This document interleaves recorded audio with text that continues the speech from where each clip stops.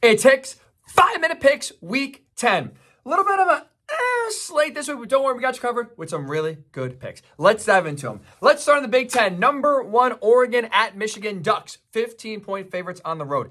Give me the Ducks here. They're winning. They're covering. You want to know why? They are rolling right now. They are head and shoulders the best team in college football. They are consistent in all 3 phases. They're getting better each and every week. When you look at this game specifically, I don't know how Michigan's keeping up. I don't know how Michigan's getting a stop on defense, first and foremost here. Dylan Gabriel's slinging it. You got 2 speedsters on the outside, and Evan Stewart and Tez Johnson burning you deep.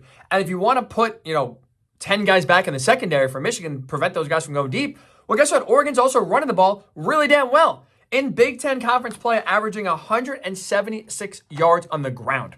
Oregon is extremely well balanced. Their defense, by the way, is improving every single week. So you look at now Davis Warren, who's starting for Jack Tuttle, who started for Alex Orji, who started initially for Davis Warren. The carousel's going around and around here. Michigan can't figure it out. I don't know how they're keeping up. This equals Oregon blowout. Give me the Ducks here, 34-13 over Michigan in the Big House. Let's go to the SEC. Let's go to the world's largest outdoor cocktail party. Florida taking on number 2 Georgia Dogs, 16.5-point favorites. It's a good thing folks are drinking early for this one, because this game, not worth remembering whatsoever. It is going to be a beatdown in favor of Georgia. Look, Florida just can't match up. Right? They're no match in this game. To Billy Napier's credit, he's more competitive than I thought he would be. I thought he'd be fired by this point in the season, to be honest with you. So the fact he still has his job, good for him. But this Georgia defense, this Florida offense, DJ Lagway is getting there, but still a long way to go in terms of development. No match. The one thing I will say, keep your eye on here. This is relevant not just for Florida fans, because I don't think it's going to really impact your ability to win this game, but I do think it impacts everyone across college football here. Watch Carson Beck. If you're a team right now that has your eye set on a national title and you think Georgia's one of the teams to beat, watch Carson Beck in this game. He has really struggled. If that continues, I think your antennas have to go up and say Georgia's really vulnerable this year. I mean, he already has 8 interceptions, more than he had all of last year, and he's 50th in the country this year in terms of passer rating. He struggled, and I don't think Georgia can win a national title without him playing at a high level. Something to watch here in this game, but anyway, Dogs win. They win easily here, 31-13 over Florida. How about this one in the Big 12? Texas Tech at number 11, Iowa State. Cyclones at home, 13.5-point favorites. I like Iowa State to win.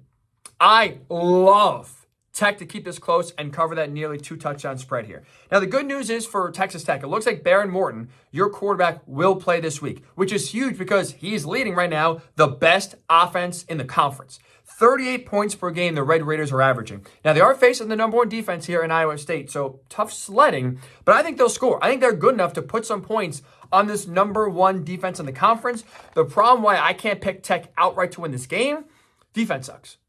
Their defense stinks. Their defense each and every week gets run through like blank through a tin horn, to quote Nick Saban here. It's ugly. So I like Tech to keep this close, make Iowa State sweat. Cyclones, though, do win at home 30-23. Let's go to a fun one here in the ACC. Number 18, Pitt, on the road at number 20, SMU. Mustangs, 7.5-point favorites. Give me the ponies here. Ponies win. Ponies cover.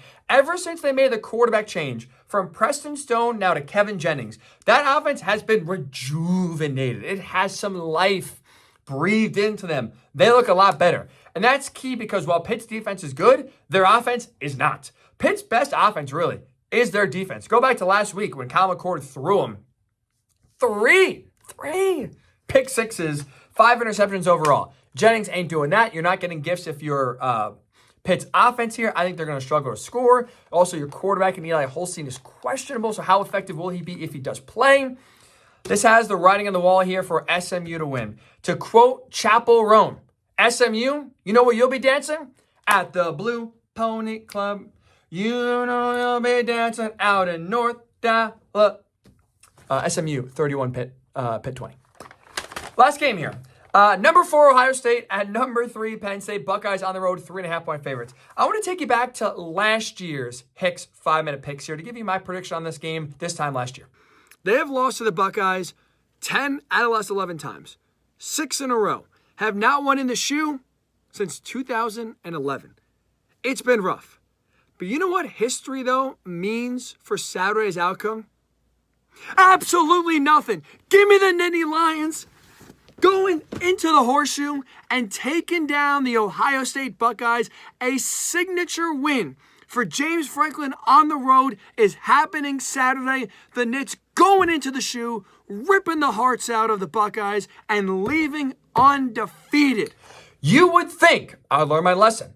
Have Penn State do it first before you believe. To hell with that. To hell with it. Penn State's winning outright. Pull off the upset. Here's why. Ohio State's offensive line is the weakest unit in this game. They can't get any stops, and I think, they can't get any blocks, excuse me. And I think it will really come back to rear its ugly head this week. You saw last week against Nebraska. They could not run the ball whatsoever. Best running back duo in the country, Trayvon Henderson, Quinshon Judkins, averaged just 2.1 yards per carry. It was still good enough to hold on to barely beat Nebraska. I think you'll see a similar performance this week in Happy Valley, yet it will not be good enough to beat the Nittany Lions. I know they have these question marks at quarterback themselves. I think, though, either Drew Aller, Bo Pereira will play. Penn State still wins. 27-23, Nits take down Ohio State.